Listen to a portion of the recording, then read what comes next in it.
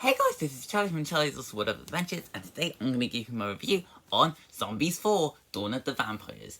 In this one, Sarah, Addison, Willa and Eliza have just finished their first year of Mountain College, and are trying to find some time together on the road trip before Zed and Addison go to their separate camps for the summer. However, after an accident, the four of them was on themselves in between a wall, or between two new species of monsters. There's the Daywalkers and the Vampires. Yes, now it's up to the four of them to help the two sides come together so they can both get the blood of who they need to keep their species alive. I thought the lead there's no from Victor to start to have feelings for one another. So I've enjoyed the zombies films. In fact, I say they're my favourite, and chose to come from Disney Channel. Yes, they're cringy, and it's noticeable that they're made for a much younger target audience than me. But they're just so much fun, which is all I want on the movies to be. I equally enjoy them all, and are able to have a good time with them despite their faults. But when I heard they were doing a fourth one, I was like, really? I mean, is this even necessary? Really? I mean, they ended up okay with the third one. I don't think we need a fourth. But I was still curious to give it a watch, even though I wasn't expecting this to be as good as the first three. And yeah, I still enjoyed it just as much as the first three. Surprising, I know. But yeah, this is a good film. I don't know if I'll say it's my favourite of the franchise, because I do have a lot of problems with this. But I still think that this film is pretty good overall. So let's start with the characters. So one surprise that will come with this film was that most of the characters from the previous films don't make a return for the fourth. And other than Zed and Addison, the only two recurring characters that return are Willa and Eliza. That's I find to be a good change, and because it does stop the feature to feeling overcrowded with way too many characters and having to deal with many side plots.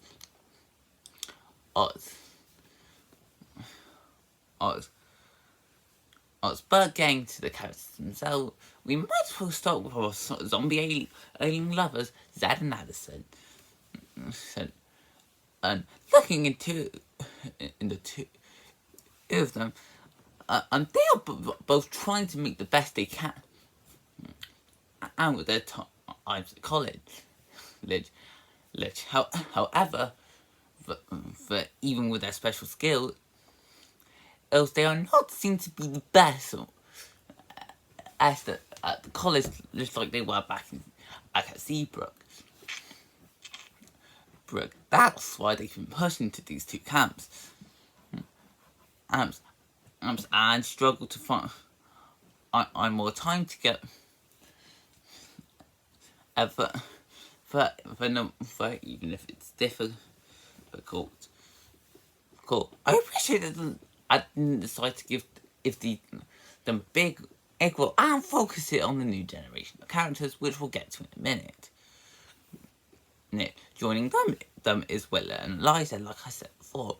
Their roles are fine, and it's good to have them in it, so it's not just Zed and Addison. But I don't think the two who contribute too much to the story, other than and with the big mystery in the second plot line, which we'll get to in a minute. But as we're looking into two species of monsters, those with the Daywalkers and Vampires, they would be the characters we focus on the most. When going to the Daywalkers, the main one of them would be Nova. As the daughter of the chief, if it's her job to be the next leader her people need. However, that is a part of her, her that wants to be so much more than a leader that Anne wants to get through this president. She does have a bit of support from Ray, the Archie Daywalker that tries to be her lover. But that doesn't change the fact that she's been having visions of where the Daywalkers and vampires are supposed to be together. Moving over to the vampire side, the main one that would be focused there is Victor. Like Nova, he is supposed to take over from his aunt as leader of the vampires. However, he knows there's more beyond the world on his little corner of the world. Anne wants to escape so he can explore all the world. Other than escape, his friends don't have much in the film, and the rest of the vampires and Daywalkers are mainly there to show the conflict. But I think that's okay because Nova and Vic are mainly the two characters that this film needs. Yes, the relationship is a bit similar to Zed and Addison's, which we'll get to later, but it's still the heart of the film, as they're both people from different sides that want to be more than what their parents and guardians want them to be, and want to make a much better future for their people. It's also worth noting the actors do deliver a good performance. Of course, the returning ones, like Man and Meg Donnelly, they still do as good as they have in the previous film. But the other actors do get a chance to shine and bring personality to these characters that would make you want to root for them. Next, there's the songs. If there's one thing that these movies have to get right, is the musical numbers. It doesn't matter how the film is overall, as long as the film can have a great soundtrack, then that will be the thing that will bring people back to this. And I can easily say that they managed to succeed at making some great songs. Not only are they the highlights of the feature, but they do have a nice beat. That helps strengthen the feature throughout. Of course, or most of them would be focused on the Daywalkers vampire, as spoken mostly the conflict between them with numbers like "This is the place to be" and "Don't mess with us," while others do show them harmonizing together. But Anne wanted to be more all for the people. Such is the case with songs like "Dream Come True," "My Own Way," "Possible," and "Change the World." But even though they get most of the songs, the recurring characters will get a couple, like Legends in the Making.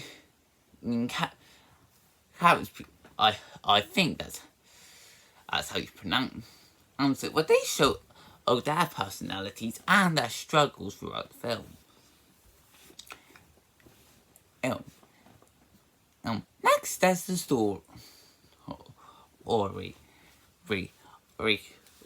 thing I was surprised is how the film decided to change up the formula from the zombies slightly. If you've watched the previous films, you know that they have a formula about a new species of monster that coming in, and the town of Seabrook is struggling to get along with them until the end, where they come together and fight like the good fight and stand for what's right. I honestly think it was a good idea to change the form formula and focus on two new species of monsters that are trying to work together and put their differences aside. However, there is a problem with that, and with it changing the formula and focusing on that. And that's because it literally becomes the first movie all over again. Yeah, my biggest problem with the film is that it feels way too similar to the first Zombies. It's as if the film took the first film and added the vampires and daywalker, because instead of humans and zombies, to change it up and something different. As a result, for the most part, I could easily predict where the film was going from beginning to end. And as I could easily tell, the two sides would have to put their differences aside. I too work out together. But as far as giving a message of being more than what your people want, and creating a new future that can bring tribes together. Yes, it's a good message, and one that stays true to the themes of these movies. But it doesn't stop the fact that the film does still hammer it down, like it does in the previous films. However, even though the story is something we've seen before from the franchise, the execution does help enough to make it original. While there's vampires and daywalkers have their own main storyline, there is a subplot with our recurring characters where strange forces affect the zombies and werewolves, and it's only a matter of time until it affects the Ellen monsters of Seabrook. But that narrative still does have its problems, especially why is it only affecting the zombies and werewolves and not the aliens like Addison? But it was the plotline I was more interested in, and when I was more curious to see how the characters would get out of the situation before they fully become their true monstrous selves. Elves also the main story. One thing that does make it work is the relationship between Nova and Victor. It's easily the main driving force of the film to bring the two together and showing that, but while both sides are different, and they can still come together in unity, despite what their eyes want. And then there are other visuals. As this film was made directly for Disney Plus and Disney Channel respectively, then it should be expected that the visuals won't be the best thing, and won't be up on par with a cinematic film. But that doesn't stop the visuals from being pretty good for the most part. One positive I give to all the previous Zombies films is how colourful they are. Where they use the right colours for the different types of species, that fit them really well. With the Daywalkers and the vampires, they do a good job of having simple colour patterns, where they mainly use black and reds for the vampires to show the darker nature, and white and yellows and gold for the Daywalkers to show they're bright. The one issue I'd give to this is that the lighting, especially in the darker scenes, does make it hard to see the film at times. There were sometimes I could easily get through the darkness when they added a bit of light. But when the film is mostly dark, I could kind of tell what the characters are.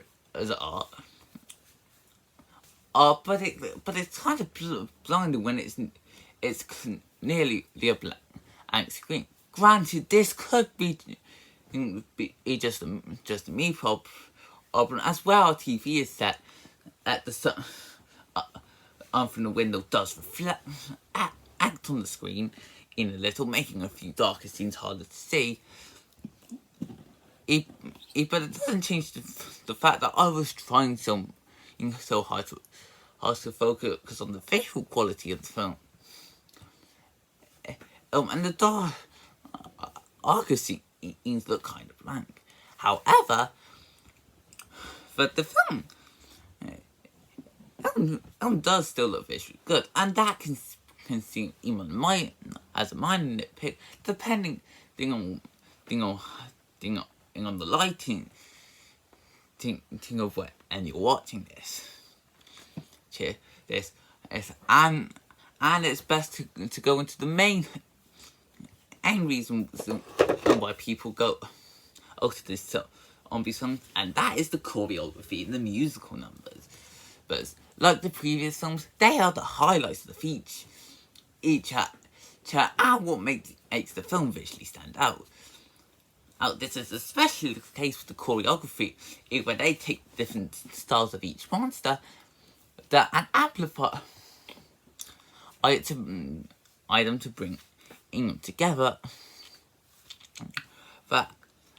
And show how these monsters can mix their different skills. To create some exciting musical numbers that are worth watching. Also, so even if the lighting does get in the way sometimes, the climax is a huge highlight of the feature, to where it does get a bit more action-packed and more intense, and helps the viewer become a lot more invested of what's going on. So overall, I hesitate to call this the best film in the franchise, but this was surprisingly a lot more enjoyable than I thought it would be. Zombies 4: Dawn of the Vampires is a solid and great entry into the franchise. It definitely has its problems, like a weak and predictable story that feels cyclical from the first, and most of the side characters don't have much to do, but it does make up for it with some great execution, some really good visuals, enjoyable characters old and new, and some great musical numbers. I can imagine fans of the previous zombie songs having a great time with this, and kids will easily eat this up as much as they did with the previous films. I didn't really see much point for Zombies 4, but I'm so glad that I gave this film a and for it to prove me wrong. And that's why I'm giving the feature an 8 out of 10. So I hope you guys enjoyed this video. Leave a comment, like, and subscribe, and I will see you next time. Bye!